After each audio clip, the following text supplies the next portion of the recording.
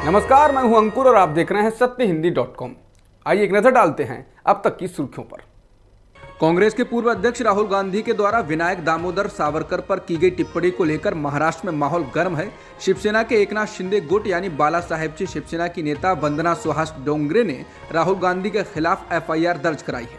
FIR में कहा गया है कि राहुल गांधी ने जो बयान दिया है उससे स्वतंत्रता संग्राम सेनानी सावरकर का अपमान हुआ है और इससे स्थानीय लोगों की भावनाएं आहत हुई हैं। शिकायत मिलने पर पुलिस ने आईपीसी की धाराओं के तहत मुकदमा दर्ज कर लिया है। शिवसेना के शिंदे गुट के एक और नेता राहुल शेवाले ने मुख्यमंत्री एकनाथ शिंदे से मांग की है कि महाराष्ट्र में चल रही राहुल गांधी की भारत जोड़ो यात्रा को रोक दिया जाए। राहुल का बयान आने के बाद मुख्यमंत्री एकनाथ शिंदे ने एक कार्यक्रम में कहा था कि राज्य के लोग किसी भी सूरत में सावरकर का अपमान बर्दाश्त नहीं करेंगे। इससे पहले उद्धव ठाकरे भी राहुल के इस बयान पर आपत्ति जता चुके हैं। बता दें, राहुल गांधी ने गुरुवार को महाराष्ट्र के अकोला में आयोजित एक प्रेस कॉन्फ्रेंस में सावरकर के द्वारा जेल में रहते हुए अंग्रेजों को लिखी गई चिट्ठी पढ़ी थी। राहुल ने कहा, सावरकर ने अंग्रेजों को चिट्ठी लिखकर कहा था, सर मैं आपका नौकर बने रहना चाहता हूँ। जांच एजेंसी ईडी ने गुरुवार शाम को तृणमूल कांग्रेस के नेता अनुव्रत मंडल को गिरफ्तार कर लिया। मंडल की गिरफ्तारी पशु तस्करी के मामले में कथित मनी लॉन्ड्रिंग के चलते हुई है। इससे पहले ईडी ने उनसे आसनसोल में 5 घंटे तक पूछताछ की थी। इस मामले में सीबीआई ने भी मंडल को अगस्त में गिरफ्तार किया था। पश्चिम बंगाल में सरकार चला रही तृणमूल कांग्रेस ने इस गिरफ्तारी को राजनीतिक बदले की कार्रवाई बताया है। टीएमसी के सांसद शांतनु सेन ने द इंडियन एक्सप्रेस से कहा कि हालांकि इस मामले में जांच चल रही है और वो अभी कोई और टिप्पणी नहीं करना चाहेंगे। उन्होंने कहा कि इससे पहले भी टीएमसी सांसद अभिषेक बनर्जी, उनकी पत्नी रुचिरा बनर्जी और साली मेनका बनर्जी को ईडी ने दिल्ली बुलाया था और टीएमसी के कई नेताओं को दिल्ली बुलाया जा चुका है। उन्होंने कहा ये सभी लोग राजनीतिक बदले की कार्रवाई का शिकार हुए। लेकिन विपक्षी दल सीपीएम ने टीएमसी पर हमला बोला और कहा कि हाल ही में एक अदालत ने सीबीआई को इस मामले में बेहतर ढंग से जांच न करने को लेकर फटकार लगाई है।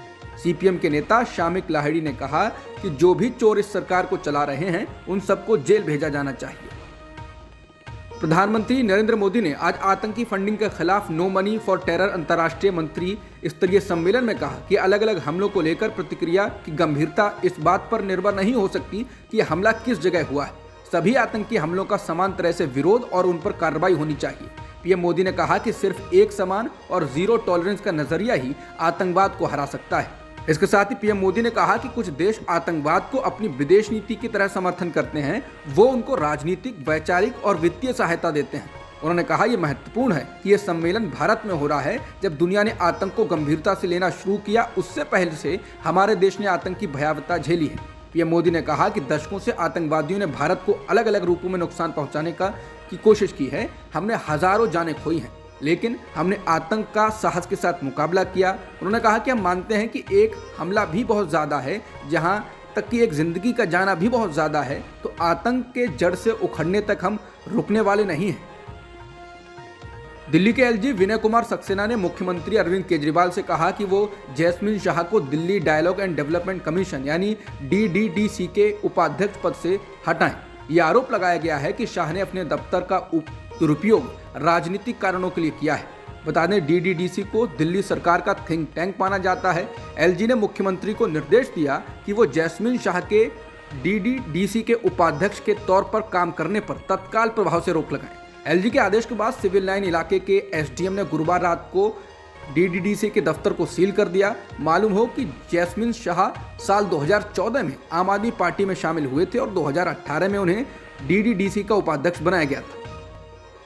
एमसीडी चुनाव के बीच बीजेपी ने दिल्ली में आम आदमी पार्टी के वरिष्ठ नेता मुकेश गोयल का स्टिंग जारी किया है। बीजेपी के राष्ट्रीय प्रवक्ता समित पात्रा ने शुक्रवार को प्रेस कॉन्फ्रेंस कर आरोप लगाया कि इस स्टिंग के वीडियो में एक जूनियर इंजीनियर से रिश्वत मांगी जा रही है। स्टिंग जारी होने के बाद मुकेश गोयल ने कहा कि उन्होंने किसी से किसी भी तरह का पैसा नहीं लिया है और यह स्टिंग ऑपरेशन पूरी तरह से फर्जी है। मुकेश गोयल कई बार पार्षद रहे हैं और आम आदमी पार्टी के मध्य प्रदेश के प्रभारी भी हैं। वो लंबे वक्त तक दिल्ली कांग्रेस में भी रहे हैं। स्टिंग की सत्यता की पुष्टि नहीं की गई है। स्टिंग के मुताबिक मुकेश गोयल दिल्ली नगर निगम के जेई से कह रहे हैं कि अगर तुझे बिल्डिंग डिपार्टमेंट में कामयाब होना है तो सुन ले, मेरा बिल्डिंगों के एग्जीक्यूटिव इंजीनियर से भी वास्ता पड़ता है। जो मेरे टाइम पर जेई थे वो आज एग्जीक्यूटिव इंजीनियर बन चुके हैं। पश्चिम बंगाल में नए नियुक्त किए गए राज्यपाल सीवी आनंद बोस ने राज्यपाल और राज्य सरकार के बीच होती रही तकरार के संदर्भ में बोलते हुए कहा है कि वो केंद्र और राज्य सरकार के बीच एक ब्रिज की तरह काम करेंगे। जिससे तमाम मुद्दों का हल आपसी सहयोग से निकाला जा सके। इंडियन एक्सप्रेस से बात करते हुए उन्होंने कहा कि मैं चुनी हुई सरकार के साथ सौहार्दपूर्ण रिश्तों की उम्मीद करता हूं। राज्यपाल की भूमिका राज्य के प्रमुख के तौर पर होती है। मैं संविधान के हिसाब से काम करने के लिए अपना पूरा सहयोग देना चाहूंगा। बता दें, इससे पहले बंगाल के राज्यपाल रहे जगदीप धनखड़ अब उपराष्ट्रपति बन चुके हैं। वो जब राज्यपाल थे तब बंगाल में ममता सरकार और उनके बीच तकरार शीर्ष पर थी। जम्मू कश्मीर के पूर्व मुख्यमंत्री फारूक अब्दुल्ला ने नेशनल कॉन्फ्रेंस का अध्यक्ष पद छोड़ दिया है। अब इस पद के लिए दिसंबर में चुनाव कराया जाएगा। पार्टी ने ट्विटर पर इसकी जानकारी देते हुए कहा है कि डॉक्टर फारूक अब्दुल्ला ने अपने सहकर्मियों को पार्टी का अध्यक्ष पद छोड़ने की जानकारी दी। पार्टी में वरिष्ठ सहयोगियों की कोशिशों के बावजूद फारूक अब्दुल्ला अपने फैसले पर कायम है कि वो अपने फैसले पर विचार नहीं करेंगे। पार्टी ने कहा कि सभी को हैरान करने वाली इस घोषणा को देखते हुए पार्टी संविधान के मुताबिक महासचिव को अध्यक्ष पद का चुनाव कराने की जिम्मेदारी दी गई है। ये चुनाव 5 दिसंबर को पूरे होंगे। तब तक फारूक अब्दुल्ला अध्यक्ष पद पर बने रहेंगे। दिल्ली के श्रद्धा हत्याकांड मामले में पुलिस लगातार जांच में लगी हुई है। इसी क्रम में डेटिंग ऐप बम्बल ने कहा है कि वो भारतीय जांच एजेंसियों की पूरी तरह मदद करेगा। बता दें, बम्बल के जरिए ही श्रद्धा और आफ्ताब की जान पहचान 2019 में हुई थी। डेटिंग ऐप ने कहा कि वो भारतीय जांच एजेंसियों के लिए उपलब्ध रहेगा। समाचार एजेंसी ANI ने सूत्रों के हवाले से बताया था कि दिल्ली पुलिस ने बम्बल ऐप से आफ्ताब के प्रोफाइल से जुड़ी जानकारियां मांगी थी ताकि ये भी पता लगाया जा सके कि वो डेटिंग ऐप के जरिए और कौन सी महिलाओं से मिला था। बता दें, आफ्ताब पूनावाला पर आरोप है कि उसने श्रद्धा की हत्या कर उसके शव के कई टुकड़े किए और जंगल में जाकर महीनों तक फेंकता रहा। आज भारत में पहली बार प्राइवेट कंपनी ने अपना पहला रॉकेट विक्रम S लॉन्च किया। Private space company Skyroot ने विक्रम S रॉकेट को श्रीहरिकोटा में भारतीय अंतरिक्ष अनुसंधान संगठन यानी इसरो के लॉन्च पैड से सुबह 11:30 बजे लॉन्च किया। स्काई रूट एरोस्पेस ने 2 सालों में विक्रम S रॉकेट को विकसित किया है। विक्रम S का प्रक्षेपण सब ऑर्बिटल में किया गया है।